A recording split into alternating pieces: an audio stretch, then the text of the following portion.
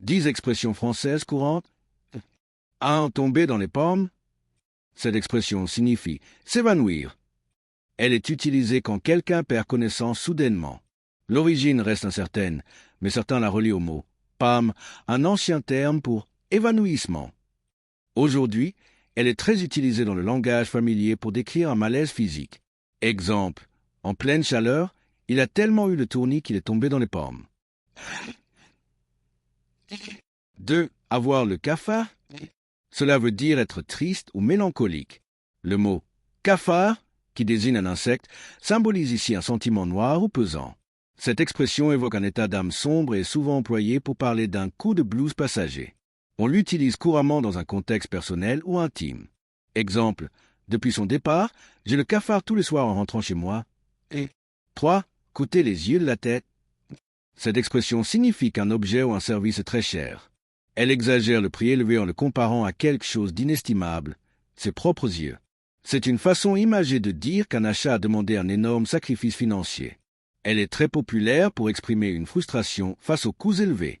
Exemple, le voyage à New York leur a coûté les yeux de la tête. Et 4. Mettre la puce à l'oreille. Elle veut dire éveiller les soupçons ou la curiosité de quelqu'un. Quand on met la puce à l'oreille, on pousse l'autre à se poser des questions. L'image de la puce, petite mais agaçante, symbolise un doute persistant. Cette expression est souvent utilisée dans des contextes de suspicion ou de méfiance. Exemple, son comportement bizarre m'a mis la puce à l'oreille. J'ai commencé à douter. Et 5. Se creuser la tête. Cela signifie réfléchir intensément à un problème ou une question. L'image évoque un effort mental si intense qu'il creuse le crâne. On utilise souvent cette expression lorsqu'on essaie de trouver une solution ou une idée. Elle est fréquente dans les milieux scolaires ou professionnels. Exemple, j'ai beau me creuser la tête, je ne retrouve plus son prénom. 6. Donner sa langue au chat.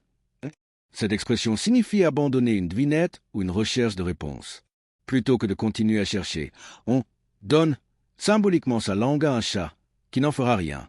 Elle montre une certaine résignation face à l'impossibilité de trouver la solution. Elle est souvent utilisée dans un contexte ludique ou amical. Exemple, bon, je donne ma langue au chat, c'est quoi la réponse? 7. Être sur son 31. Cela signifie être habillé de façon très élégante. L'origine est incertaine, mais pourrait venir de l'ancien mot 31, un tissu luxueux.